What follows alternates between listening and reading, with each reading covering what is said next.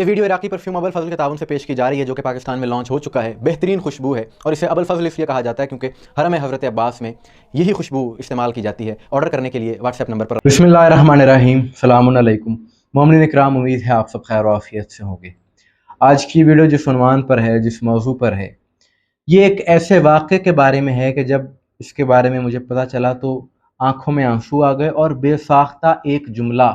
جو لبوں پر آیا وہ یہ تھا کہ سلام ہے شہدائے کربلا کی ماؤں کو، کربلا والی ماؤں کی عظمت کو سلام ہے کہ کیا ان کے جذبے تھے، کیا حوصلے تھے کہ جنہوں نے امام حسین نواسہ رسول کی نصرت کے لیے اپنے بچے قربان کر دیے، دین کی سربلندی کے لیے، اسلام کی سربلندی کے لیے اپنے بچے قربان کر دیے، اور اپنے زبان پر ایک لمحے کے لیے بھی کوئی شکوہ نہ رکھا۔ یہ بہت بڑی عظمت ہے۔ اسی حوالے سے ایک واقعہ موجودہ دور میں ہوا ہے جس کے متعلق ہم بات کرتے ہیں، اور بات یہ ہے کہ یہ دین، یہ اسلام شکر گزار ہے شہدائے کربلا کی ماؤں کا کہ جنہوں نے اس دین کو بچانے کے لیے اپنے بچے قربان کیے، ورنہ ماں کا اور اولاد کا جو رشتہ ہے کائنات میں ایسا کوئی رشتہ نہیں ہے، اور جتنی ماں کو اپنی اولاد سے محبت ہوتی ہے اس محبت کی بھی کہیں مثال نہیں ملتی۔ اور واقعہ جس کے بارے میں ہم بات کرتے ہیں موجودہ دور کا، ابھی 2 روز پہلے کا، وہ یہ کہ ایران سے ایک خاتون جس کا نام الہام صادقی، اصفہان کی رہنے والی ہے، اس کے شوہر کا نام حسین مالکی، اور 2 بیٹے ان کے، ایک بیٹے کا نام شاہان، ایک بیٹے کا نام شاہین۔ 3 مہینے پہلے تک انتہائی پرامن اور خوشحال زندگی اپنے شہر میں یہ لوگ گزار رہے تھے، لیکن 4 ماہ قبل جو ایران میں جنگ لگ گئی، اس کے نتیجے میں اصفہان میں ایک سٹرائک ہوا، حملہ ہوا، جو کہ ان کے گھر پر ہوا، جس کے نتیجے میں ان کا گھر بالکل گر گیا، ملبے میں یہ دب گئے۔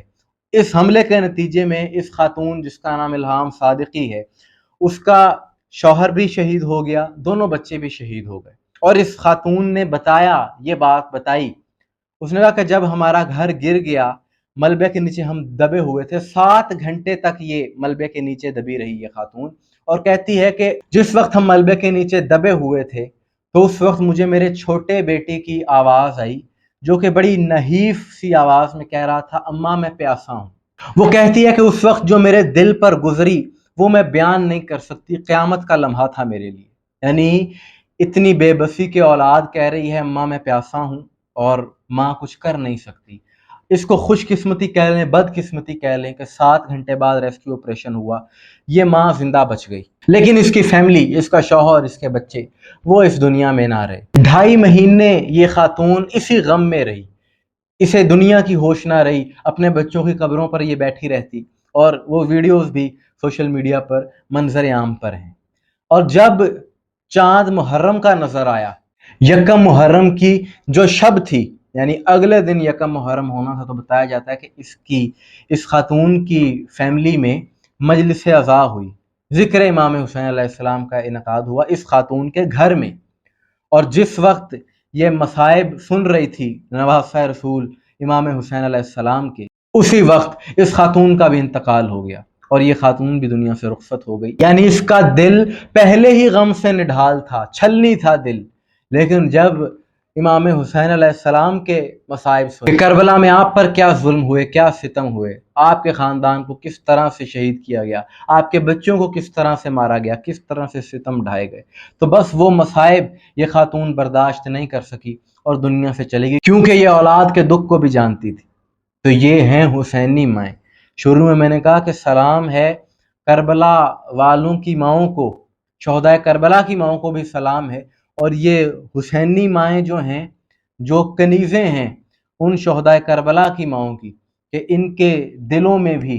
وہی جذبہ ہے کہ جو اپنے غموں کو، اپنے دکھوں کو، اپنی تکلیفوں کو قربان کر دیتی ہیں شہدائے کربلا کے غموں، دکھوں، تکلیفوں پر۔ امام حسین علیہ السلام کے بچوں پر اپنے بچوں کو قربان کرنا باعث فخر سمجھتی ہیں، اور اس سے یہی پیغام ساری دنیا میں گیا ہے حسینیوں کی طرف سے، علی والوں کی طرف سے، کہ ہم اپنے غموں کو قربان کر دیتے ہیں امام حسین علیہ السلام کے غم پر۔ ہمیں اس کربلا کے محرم کے غم سے بڑھ کر اور کوئی غم عزیز نہیں ہے۔ اپنے جتنے مرضی دکھ ہوں، تکلیفیں ہوں، خود پر جتنے مرضی مصائب گزرے ہوں، لیکن جب بھی محرم آتا ہے تو حسینی اپنے غم بھول جاتے ہیں، اور غالب جو غم آ جاتا ہے وہ امام حسین علیہ السلام کا ہے۔ یہ غم حسین ہے کہ جو آسرا ہے دنیا بھر کے حسینیوں کے لیے، دنیا بھر کے محبان اہل بیت کے لیے، اور اس میں شیعہ اور سنی کی تفریق نہیں ہے۔ تو یہ واقعات آج کے دور کے ہیں، آج کے اس دور میں موجودہ حالات میں جو کچھ ہو رہا ہے اس پر ہم بات کرتے ہیں، اور میری کوشش بھی یہی رہتی ہے کہ جو موجودہ دور ہے اس میں حسینیت اور یزیدیت جو ہے جو ساتھ ساتھ چل رہے ہیں، یزیدی کوششیں کر رہے ہیں کہ ذکر حسین کو، غم حسین کو دبایا جا سکے، ختم کیا جائے اس سلسلے کو، لیکن یہ حسینی جذبے ہیں کہ جن کو ہم دکھا کر ساری دنیا تک یہ پیغام پہنچا کر یہ بتاتے ہیں کہ دیکھو یہ جذبہ ہے حسینیوں کا اور حسینیت کا۔ 14 صدیوں سے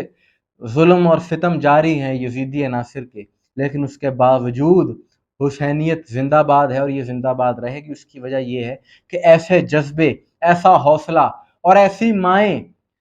کہیں پر نہیں ہیں اور سوائے حسینیت۔ اور وہ کیا خوب شعر بھی ہے کہ غم حسین زیادہ ہے زندگی کم ہے۔ تو دونوں طرف سے اگر اس شعر کو دیکھا جائے، اگر زندگی کو دنوں کے